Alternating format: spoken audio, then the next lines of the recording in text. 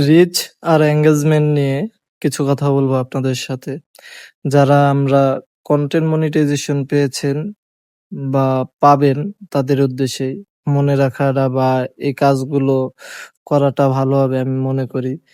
যারা content monetization পাচ্ছেন বা পেয়েছেন তাদের ইনকাম হচ্ছে মূলত রিচ আর এঙ্গেজমেন্ট থেকে। এখন বিষয়টা হচ্ছে আপনার রিচ আর এঙ্গেজমেন্ট কোথা থেকে বাড়বে?